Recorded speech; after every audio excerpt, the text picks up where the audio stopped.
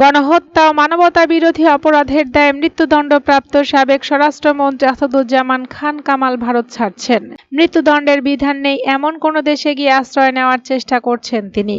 পাশাপাশি বাংলাদেশের সঙ্গে বন্দি বিনিময় চুক্তি নেই এমন দেশে যাওয়ার চেষ্টাও করছেন। আন্তর্জাতিক অপরাধের ট্রাইব্যুনালের রায় ঘোষণার পরপরই তিনি কলকাতার রোজডেলে এলাকা ছেড়ে অজ্ঞাত স্থানে চলে গেছেন। তাই কয়েকদিন ধরে কলকাতার অবস্থানকারী নিজ দলের নেতাকর্মী সহ কেউই তার সাক্ষাৎ পাননি। বাংলাদেশ সরকারের দায়িত্বশীল সূত্র ভারতের একাধিক কূটনৈতিক সূত্রে তথ্য নিশ্চিত করেছে। অবশ্য কামাল নিজেও ভারত ছাড়ার ইঙ্গিত দিয়েছেন। তিনি বলেন, ভারতে বেশি দিন থাকা নিরাপদ মনে করছি না, এখনই আমাকে বিকল্প চিন্তা করতে হচ্ছে। মৃত্যুদণ্ডাদেশপ্রাপ্ত আসামি হাসিনা ও কামালকে ফেরাতে বাংলাদেশ এবং ভারতের মধ্যে কূটনৈতিক চ্যানেলে যোগাযোগের মধ্যেই সামনে আসে কামালের ভারত ছাড়ার প্রচেষ্টার তথ্য। স্বরাষ্ট্র মন্ত্রণালয়ের রাজনৈতিক শাখার দায়িত্বশীল একজন কর্মকর্তা জানান, আন্তর্জাতিক অপরাধের ট্রাইব্যুনালের রায়ের সূত্র ধরে তৎকালীন স্বরাষ্ট্রমন্ত্রী কামালকে ফেরত চেয়ে ঢাকার তরফ থেকে দিল্লিকে চিঠি দেওয়ার পর বিচলিত হয়ে পড়েন তিনি। ইতিমধ্যেই তিনি তার 1 বছরের পুরনো ঠিকানা পরিবর্তন করে সে দেশেরই অজ্ঞাত স্থানে আত্মগোপনে চলে গেছেন বলে মন্ত্রণালয়কে জানানো হয়েছে।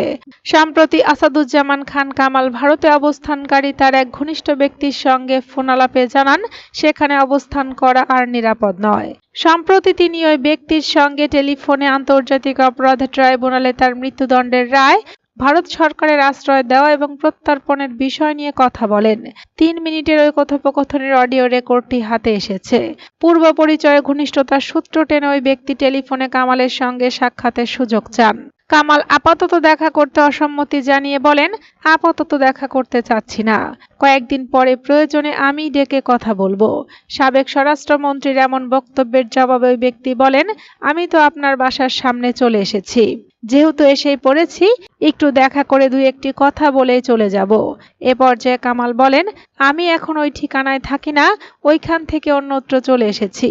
আর ভারত তাদের দেশে আমাদের আশ্রয় দিয়েছে, আমাদেরও এমন কোনো কাজ করা ঠিক নয় যাতে তাদের সমস্যা হয়। নতুন ঠিকানার কথা গোপন রেখে ওই ব্যক্তিকে কামাল আরও বলেন, আমি তো এখানেও নিরাপদ মনে করছি না, নতুন কোনো চিন্তা করতে হচ্ছে। নতুন চিন্তার বিষয়ে পরে ওই ব্যক্তির সঙ্গে কথা বলবেন বলেও জানান তিনি।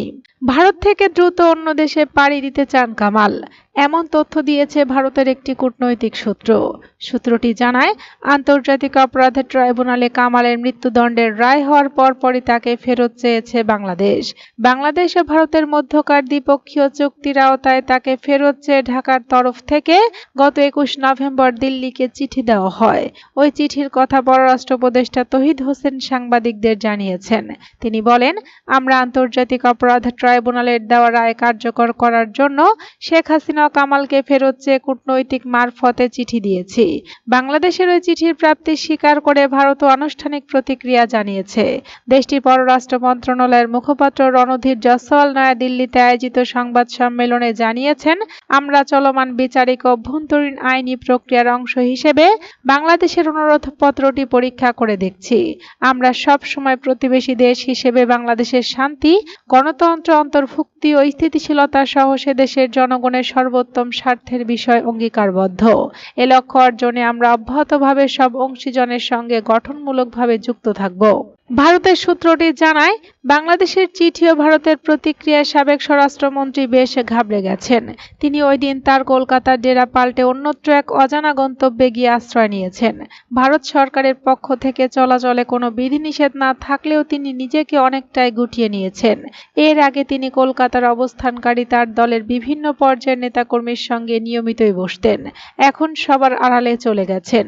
সূত্র জানায়, ভারত থেকে আসাদুজ্জামান খান কামাল দ্রুতই অন্য কোনো দেশে আশ্রয় নিতে যাচ্ছেন এমন তথ্য স্বরাষ্ট্র মন্ত্রণালয়কে অবহিত করেছে দেশের একটি সংস্থা। সরকারের একজন দায়িত্বশীল কর্মকর্তা জানান, আমরা জানতে পেরেছি পলাতক সাবেক স্বরাষ্ট্রমন্ত্রী কামাল ভারত থেকে দ্রুতই অন্য দেশে পাড়ি জমাচ্ছেন, এমন তথ্য আমাদের কাছে এসেছে। এখন আমরা ভারতের জবাবের অপেক্ষায় আছি। আমরা আশা করছি অন্য দেশে পালিয়ে যাওয়ার আগেই ভারত আমাদের চিঠির যথাযথ মর্যাদা দিয়ে তাকে ঢাকার হাতে তুলে দেবে।